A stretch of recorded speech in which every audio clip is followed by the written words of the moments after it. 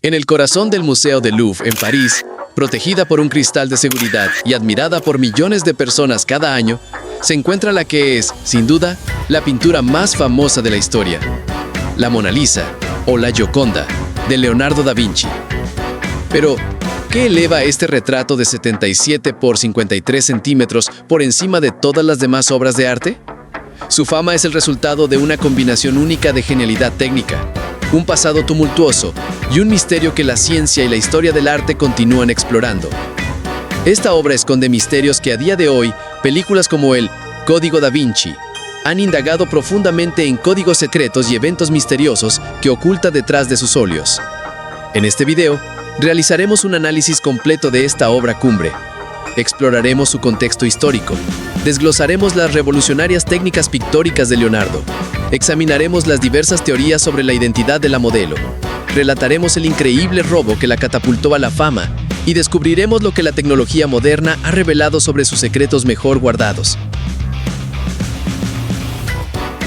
Para entender el verdadero enigma de la Mona Lisa, debemos viajar a la Florencia de 1503 y plantear una pregunta que todavía hoy inquieta a los historiadores.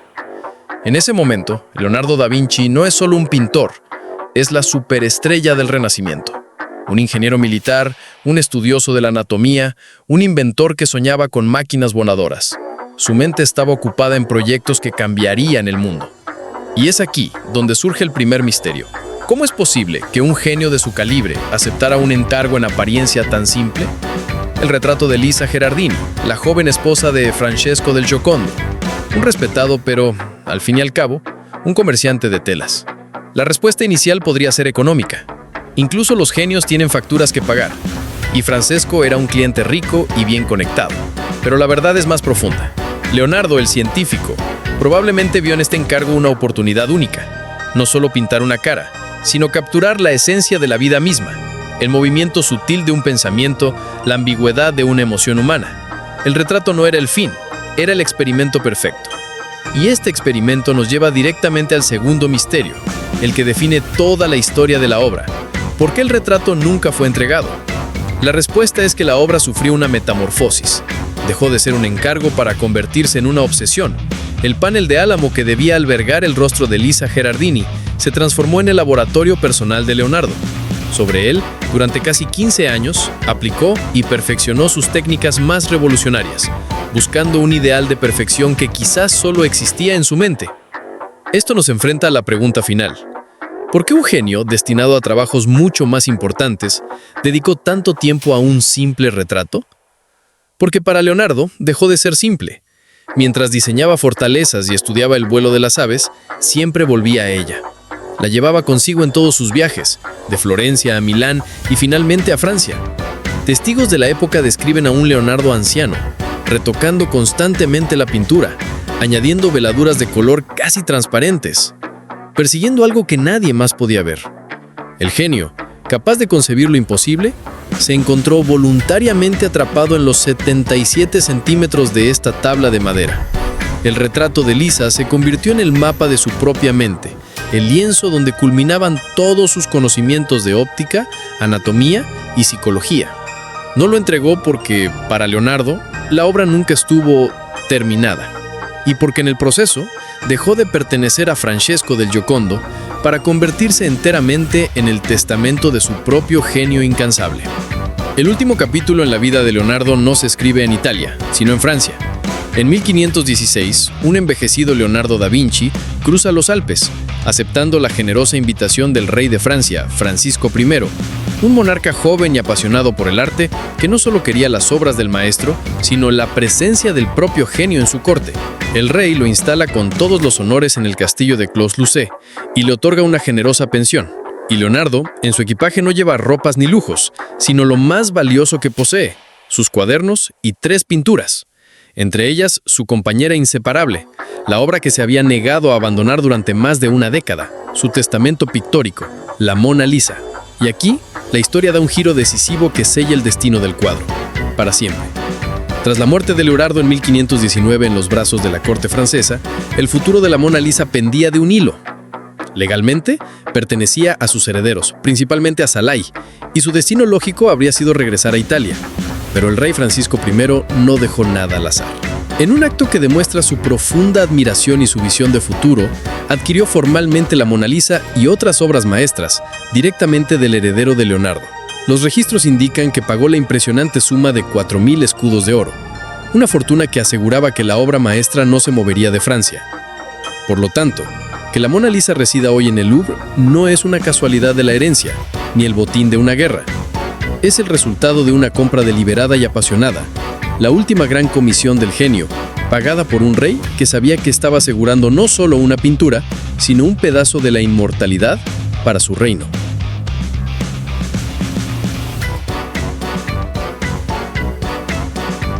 La historia oficial nos da un nombre, Lisa Gherardini, un encargo de 1503 para retratar a la esposa de un comerciante. Si la historia terminara aquí, sería una anécdota en la carrera de un genio, pero no termina. Y es precisamente porque no termina que nos vemos forzados a preguntar, ¿por qué es tan importante saber realmente quién es ella? La importancia radica en que la identidad es la clave para entender la motivación detrás de la obsesión más famosa de la historia del arte. El nombre Lisa Gherardini es el punto de partida que hace que todo lo que vino después sea un profundo misterio.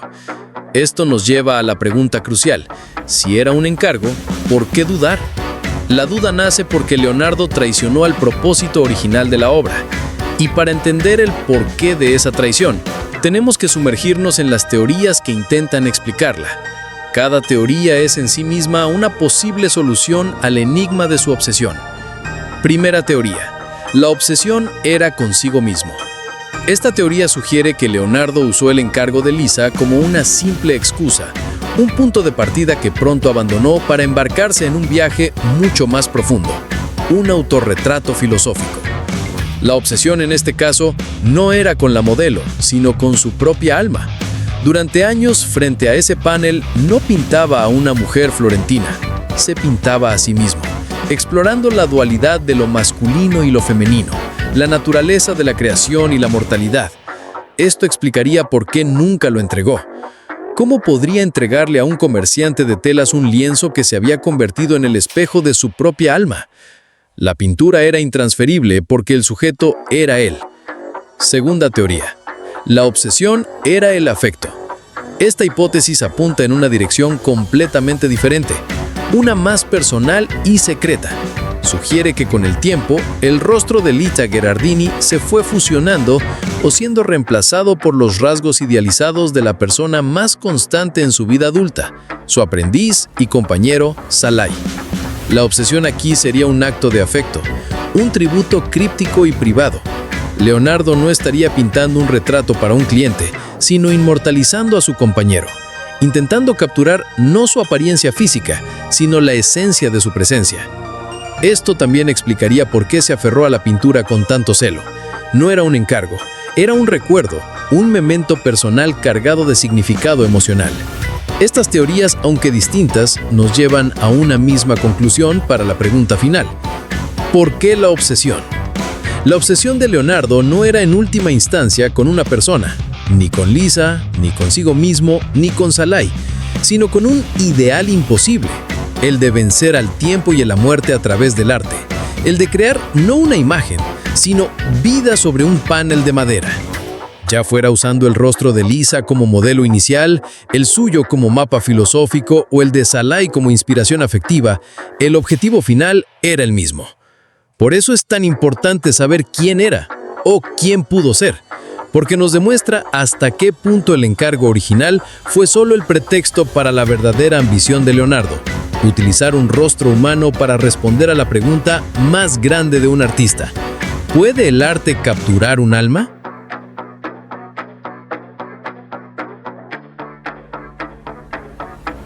A principios del siglo XX, la Mona Lisa no era el fenómeno de masas que conocemos hoy. Era una joya en la inmensa corona del Louvre. Un rostro respetado por artistas y conocedores, pero silencioso en la conciencia popular. Colgaba en el Salón Carré, una obra maestra entre otras. Pero todo estaba a punto de cambiar. La fecha que la arrancó de la historia del arte para catapultarla a la leyenda fue el 21 de agosto de 1911. El autor del golpe no fue un sofisticado ladrón de guante blanco, sino Vincenzo Perugia, un modesto carpintero italiano que conocía el museo por dentro. Su audacia fue su sencillez. Se escondió, esperó y al amparo de la soledad descolgó la pintura de la pared. Su motivación era un patriotismo febril pero equivocado. Creía fervientemente que estaba rescatando un tesoro italiano expoliado por Napoleón, ignorando que fue el propio Leonardo quien la llevó a Francia. La noticia estalló como una bomba, enviando una onda expansiva por todo el planeta. La policía francesa, humillada, inició una investigación tan masiva y desesperada que llegó a rozar lo absurdo, interrogando a figuras de la vanguardia artística como el poeta Guillaume Apollinaire y un joven y ya polémico pintor español, Pablo Picasso. Pero mientras el mundo la buscaba, ocurrió el fenómeno sociológico que sellaría su destino. La Mona Lisa se hizo infinitamente más famosa por su ausencia que por su presencia. Multitudes sin precedentes acudían al Louvre, no para ver arte, sino para contemplar el hueco en la pared. Un espacio vacío que se convirtió en el lienzo donde el mundo proyectó su fascinación, su angustia y su curiosidad. 2 años después, en 1913, la aventura llegó a su fin. Perugia fue capturado en Florencia al intentar vender su preciado botín. Antes de su regreso a París, la pintura realizó una gira triunfal por Italia, aclamada como una heroína recuperada por miles de compatriotas. La obra que finalmente volvió a colgarse en el Louvre era físicamente la misma, pero su esencia se había transformado para siempre. Ya no era solo una obra maestra del Renacimiento, era un mito, una superviviente, el rostro más buscado y finalmente encontrado del planeta. Su leyenda universal acababa de nacer.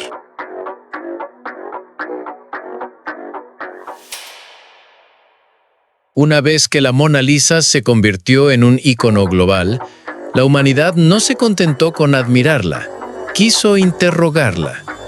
Y en el siglo XXI, la tecnología nos ha dado las herramientas para hacer preguntas que antes eran impensables, revelando una capa de secretos que yace invisible bajo la superficie. La primera pista de que hay más de lo que se ve es matemática. Se ha demostrado que la composición del rostro de la Mona Lisa se adhiere a la proporción áurea, un principio de armonía que se encuentra en la naturaleza y que Leonardo, como matemático, estudió obsesivamente. Su belleza no es casual, está diseñada para resonar con nuestro subconsciente de una manera matemáticamente perfecta. Pero los secretos se vuelven más físicos, casi forenses. Durante siglos, el mundo se preguntó por la extraña ausencia de cejas y pestañas, un detalle que contradecía la descripción del biógrafo Vasari, quien las describió como gruesas. ¿Se equivocó Vasari o le falló la vista a todo el mundo? La respuesta llegó gracias al científico francés Pascal Cotte. Usando una cámara multiespectral de altísima resolución, amplió la imagen 24 veces y encontró la prueba irrefutable, el fantasma de un trazo de pincel sobre el ojo izquierdo, un único pelo microscópico.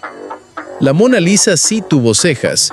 El tiempo, o quizás una restauración demasiado agresiva, simplemente las borró de la historia, dejando tras de sí solo este eco silencioso. Otros han intentado leer su rostro como si fuera un historial clínico. Un médico italiano cree ver signos de colesterol alto en la piel, cerca de su ojo. Un dentista ha propuesto que su enigmática sonrisa es en realidad la expresión tensa de alguien que ha perdido los dientes frontales o que sufre de bruxismo. ¿Podría su misterio ser, en parte, el registro de una dolencia física? Pero es aquí donde nos adentramos en el terreno del código deliberado. El investigador Silvano Mincetti y su equipo, armados con lupas de alta tecnología, nos revelaron lo que podría ser el verdadero código da Vinci. En la pupila de su ojo derecho, encontraron las iniciales LV, la firma inconfundible de Leonardo. En el ojo izquierdo, letras más ambiguas, quizás una C y una E o una B, y en el arco del puente sobre su hombro, el número 72. No son grietas aleatorias del barniz, son símbolos minúsculos, colocados con una intención que, 500 años después, aún debatimos. ¿Una clave astrológica? ¿Las iniciales de un nombre secreto? Leonardo, el amante de los enigmas, nos dejó un mensaje que sigue esperando ser descifrado. ¿Por qué Leonardo ponía esas claves subliminales a los ojos del mundo? Nadie las había visto hasta nuestra época y con tecnología más avanzada.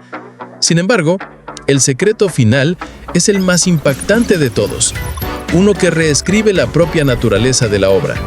El mismo Pascal Couste, tras más de una década analizando la pintura capa por capa, descubrió lo impensable. Debajo de la Mona Lisa que todos conocemos, yace un retrato completamente diferente.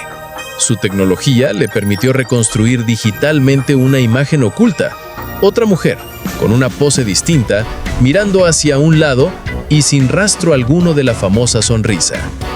La Mona Lisa no es una sola pintura, es un palimpsesto, un proceso creativo congelado en el tiempo, donde la versión que admiramos hoy solo es el capítulo final, construido sobre los fantasmas de las ideas que Leonardo decidió abandonar y ocultar para siempre. El mayor secreto de la Mona Lisa es que en realidad no estamos viendo la pintura completa.